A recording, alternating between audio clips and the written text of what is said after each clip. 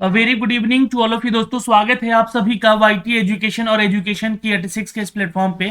Channel पे नए हैं तो प्लीज चैनल को सब्सक्राइब जरूर कर लीजिएगा बेल आइकन दबा के, ताकि हर वीडियो का नोटिफिकेशन आप तक सबसे पहले पहुंचते रहे। बिहार में एक और नई भर्ती के बारे में अपडेट देने जा रहे हैं, वीडियो को ध्यान से देख लीजिएगा। और ये एक सीधी नियुक्ति है, यानी कि वॉक इन इंटरव्यू होगा और आपका चयन होगा। जी हाँ, बिहार में नई भर्ती है। कितने पदों के लिए है ये मैं आपको इस नोटिफिकेशन में बताने जा रहा हूं। वैकेंसी वैसे ज़्यादा नहीं है, लेकिन जो योग्य अभ्यर्थी हैं, संपूर्ण जानकारी के लिए योग्यता क्या है, चयन प्रक्रिया क्या है, उम्र सीमा क्या है, इस वीडियो को जरूर देख लेंगे। तो चलिए शुरुआत करते हैं, सीधे लिए चलते हैं इनकी अपडेट पे। दोस्तों, ये जो वैकेंसी निकाली गई है, ये वैकेंसी निकाली गई है दोस्तों बिहार स्कूल एग्जामिनेशन बोर्ड यानी कि BSEB के ऑफिशियल वेबसाइट पे जारी की गई है। अब यहाँ पे दो तरह की वैकेंसी है दोस्तों। एक वैकेंसी है आपका रिटायर्ड पर्सन के लिए, और दूसरा जो वैकेंसी है आपके फ्रेशर कैंडिडेट के लिए। लेकिन फ्रेशर कैंडिडेट कहने का मेरा मतलब है कि यहाँ पे जिनका एक्सपीरियंस है उनको भी यहाँ पे रिक्रूट किया जाएगा, और साथ ही साथ उनको यहाँ पे प्रेफरेंस भी मिलेगा। तो चलिए इन सब के बारे में सारा डिटेल आपको अप टू डेट करते हैं, और वीडियो पसंद आए तो एक लाइक और शेयर जरूर कीजिएगा। तो सबसे पहले मैं जो कि वैकेंसीज है यहाँ पे दोस्तों, इसके बारे में बताना चाहता हूँ। ये वैकेंसी है आईटी कंप्यूटर के लिए। जी हाँ, जो भी छात्र यहाँ पे कंपनी में कार्यरत हैं आईटी कंप्यूटर के क्षेत्र में, तो इंजीनियर हैं या प्रोफेशनल्स हैं, वो यहाँ पे आवेदन कर सकते हैं। ये वैकेंसी के लिए रिटायर्ड पर्सन की जरूरत नहीं है। यहाँ पे जो वैकेंसीज निकाली गई है, आप अन्य छात्र भी आवेदन कर सकते हैं।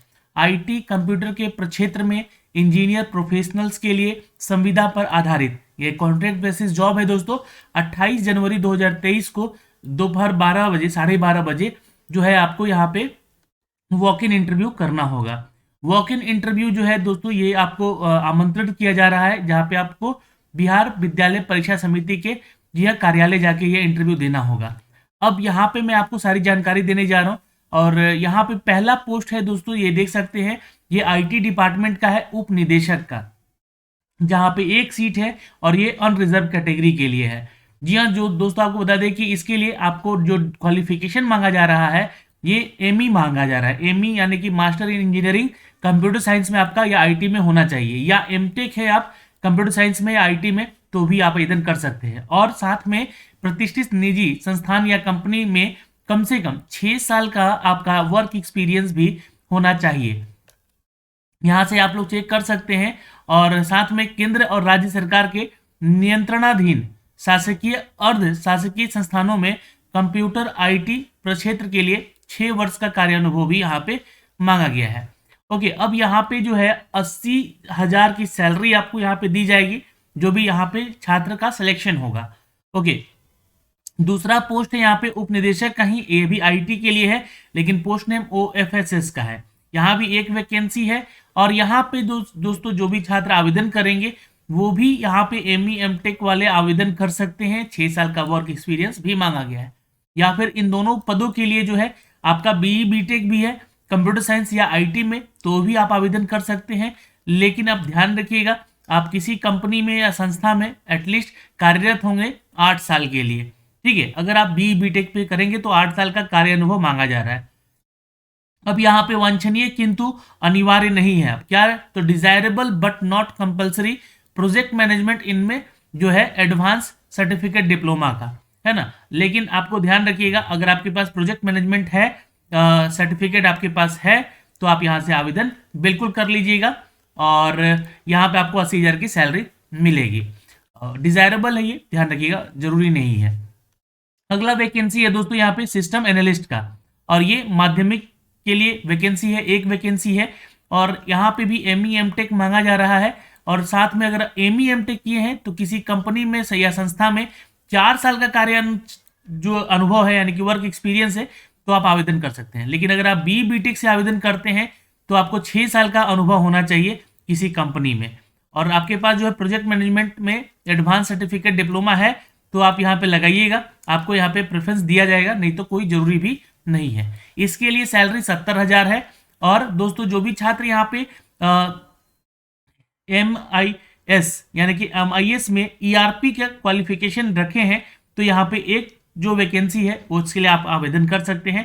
शैक्षणिक योग्यता में यहाँ पे देखिए BE BTech कंप्यूटर साइंस में होना चाहिए।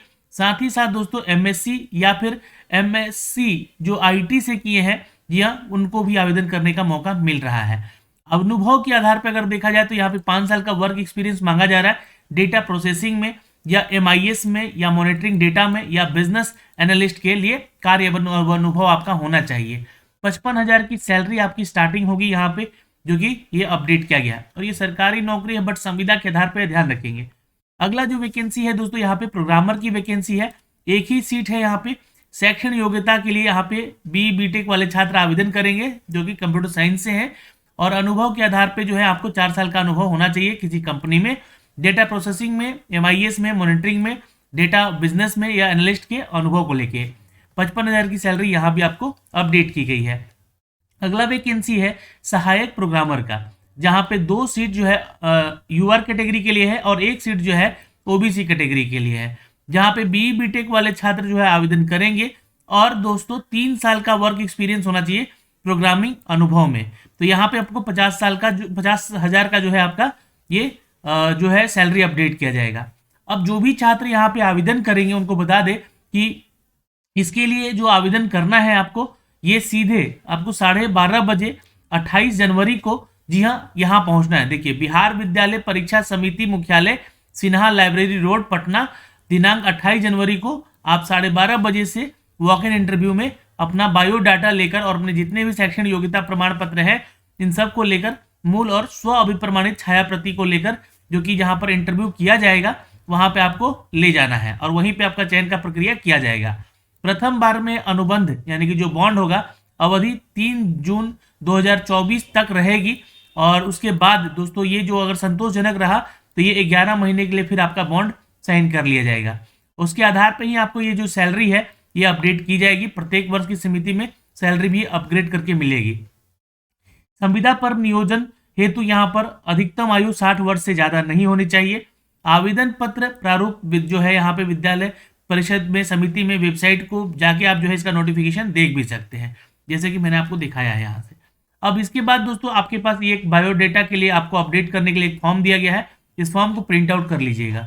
अब ये नोटिफिकेशन मैं आपको शेयर कर दूंगा अपने टेलीग्राम पे, आप वहां से जाके सारी चीजें देख भी सकते हैं।